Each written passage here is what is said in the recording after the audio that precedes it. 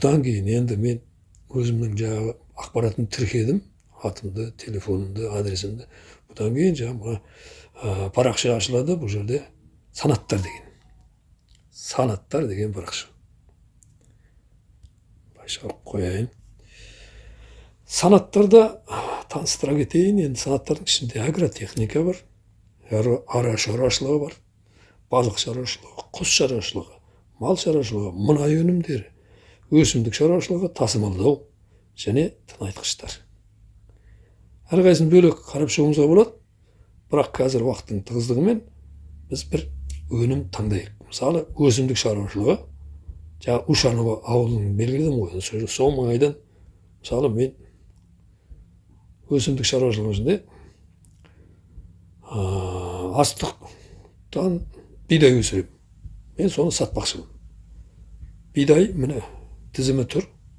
Бұл қолжетімді өнімдер. Алдын ала айта кетейін, мына ішкі санаттар бар. Алдында санаттар деп айттық қой енді. Өсімдік шаруашылығы деп бастық. Одан кейін ішкі санаттардың ішінде астық, гүл шаруашылығы, жем бар. Сурет шықпай қапты. Ол енді оны жоямыз, сондай қателікті. Жемістер бар, жидектер, көкөністер. Енді жаңа айтқандай астықты терем. Оның ішінде бидай өнімі. Бұл жерде мынандай бір бет ашылады. Бидай, сату, сатып алу. Бірден. Егерде мен сатпақшы болсам, онда мына жерде түртсем, сату деген режим қосылады.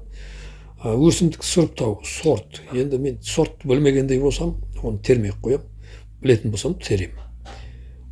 Мен білмеймін де, сондықтан өлшем бірлігін қосам. Екі түрі бар, тонналап сатам ба, килограммдап сатам ба. Әрине, бидайды тонналап сататын шығармын. Енді бағасы, нарық бағасы бойынша нақты білмеймін, бірақ 100 мың теңге деп қояйыншы.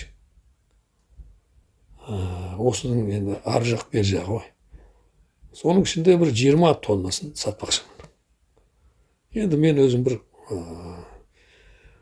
шаруа қожалық ретінде өзімнің бірнеше гектар жерім бар, соған бидай еккем, соның мұны 20 тоннасын сатпақшы болады. Бұны қоржынға салу деген қалады енді. Қоржынға салайық. Қоржынға салған бетте мұны астында қоржын жаңағы саны көрсетіледі. Оның алдында ешқандай саны болған жоқ. Енді осыны бассақ, бұл жерде жаңағы қоржынымыз ашылады. Менің қоржыным деген. Соның ішінде бидай өнімнің аты 2 миллион құрайды екен, жаңа менің 20 тоннам 100 мыңнан сатқан кезде. Енді бұл тек қоржында жазылып тұр. Бұл тек қана осы телефон, смартфонда. Ал енді бұны тапсырма жасаған бетте бұл негізгі серверге көшеді. Сонымен серверге көшкен себебі ол қалған тұтынушыларға қолжетімді болады. Сонымен тапсырма жасау деп басамыз. Қоржынымыз босайды. Қоржынымызда ештеме жоқ. Енді қайдан іздейміз соны? Менің деректерім деген ашамыз. Соның ішінде менің тапсырыстарым деген бар. Осыны бассақ, жаңағы өзіміздің өніміміз осы жерде белгіленеді. Бұл енді негізінде серверде жазылып тұр. Енді жаңа 2 миллион 8 қазан 10-23-те тапсырма жасаппын. Бір айтымыз дегеніміз енді бір жазба ғой, енді бір тапсырма. Бұлай түртсек, оң жағы болсын, ортасынан түртсек те жаңағы негізгілері ашылады да.